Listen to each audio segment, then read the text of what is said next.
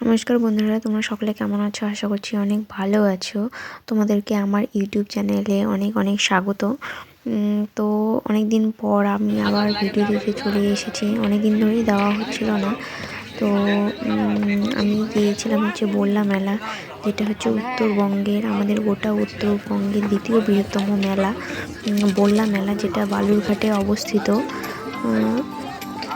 আর এই বললা মেলা রাস পূর্ণিমার কয়েকদিন পরেই শুরু হয়ে যায়, যেটা হচ্ছে শুক্র শনি রবি এই 3 দিন যাবৎ ধরে বিরাট বিরাট মেলা হয়, যেখানে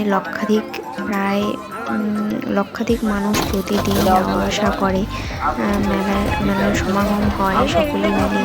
তো বহু দূর দূরান্ত থেকে আসে মানুষ এখানে নিজেদের মনস্কামনা পূরণ করার জন্য এখানে আসে, আর অনেকে পূরণও হয়।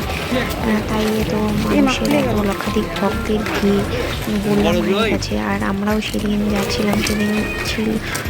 গিয়েছিলাম হচ্ছে রবিবারে, কারণ শুক্র শনি দিন যাওয়া হয়নি, তাই রবিবারে গিয়েছিলাম।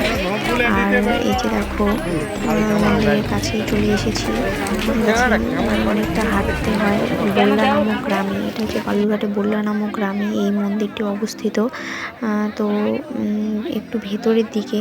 আর দেখো এই যে মন্দিরটা কত সুন্দর করে সাজিয়েছে, আর এত মানুষের ভিড়। মানে আমরা গিয়েছিলাম প্রায় সকালেই, অনেক সকালেই গিয়েছি, 9টা সাড়ে 9টাতেই পৌঁছে গিয়েছিলাম মন্দিরের প্রাঙ্গণে। তো তবু অনেকটাই ভিড় আছে। ভেবেছিলাম ভেতরে মায়ের দর্শন করব।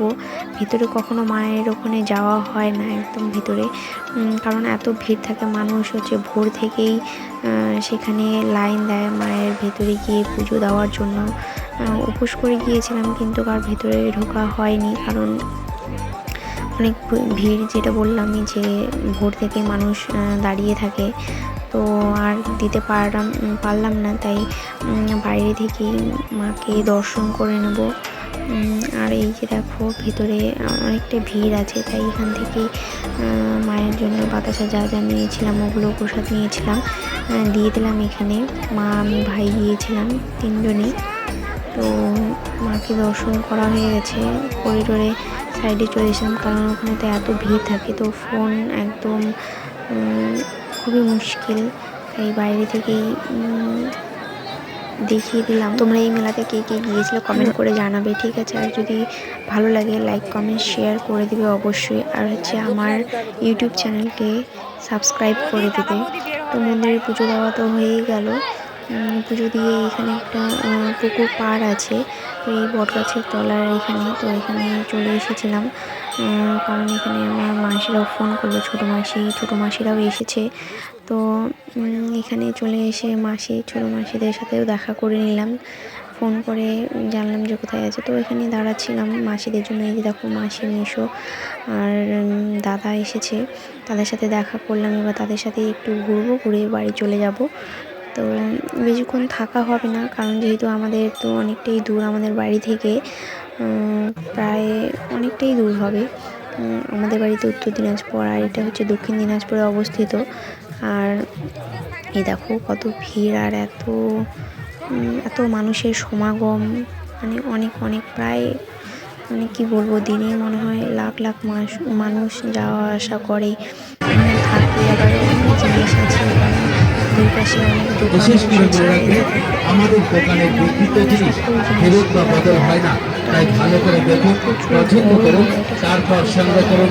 আপনার পছন্দের জিনিসটির দাম মাত্র 50 টাকা। বাচ্চাদের খেলবার সামগ্রীর মধ্যে পাচ্ছি বিভিন্ন রকমের নিত্য নতুন ডিজাইনের রিবন গাড়ি মাত্র। যখন সকালে এখানে আসার জন্য রেডি হচ্ছিলাম, তো একটা না খুব প্রবলেম ছিল কয়েকদিন থেকেই। তো মাকে মনে মনে ডাকছিলাম যে মা প্লিজ যেন ঠিক হয়ে যায়, এটা যেন সলভ হয়ে যায় সমস্যাটা থেকে যেন। তো মার এখানে আসার আগেই না সেটা আমার পূরণ হয়ে গেছিলো, মানে এত জাগ্রত। তো মন থেকেও তোমরা একবার কমেন্ট করে লিখো জয় মা বললা। আর ভিডিওটি প্লিজ অনেক অনেক জনের কাছে শেয়ার করে দিও। আর এই যে দেখো দুদিকে মেলা বসেছে। তো এখন আমরা কিছু খাওয়া দাওয়া করে নিরামিষ, যেহেতু উপোস করে গিয়েছিলাম তাই নিরামিষ ভাত খেয়ে নিয়েছিলাম। তো খেয়ে এখন এই যে বাড়ির দিকে রওনা হচ্ছি, কারণ বাড়ি যেতে অনেকটাই দেরি লাগবে, প্রায় 2-3 ঘন্টা লেগে যাবে, তাই তাড়াতাড়ি বের হওয়াই ঠিক আছে। বাবা যেহেতু একা আছে বাড়িতে, তাই এই যে দেখো দুই পাশে ভিড় কত।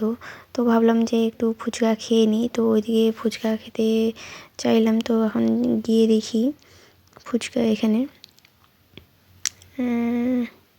তো এখানে তো ফুচকা খাওয়ার জন্য গিয়ে করলাম, তো অতটা ভালো মনে হলো না, তাই এখানে আর খেলাম না। তো সামনে একটা দাদু ছিল, ওই দাদুটার কাছেই খেয়েছিলাম। খেয়ে আর এগুলি কিছু টুকটাক খেয়ে নিয়ে বাদাম টাদাম এগুলো নিয়ে সেরকম জিনিস আর নেওয়া হয়নি, ওই 1-2 কানের নিয়েছিলাম, নিয়ে চলে এসেছিলাম। আর ভিডিওটি ভালো লাগলে প্লিজ লাইক কমেন্ট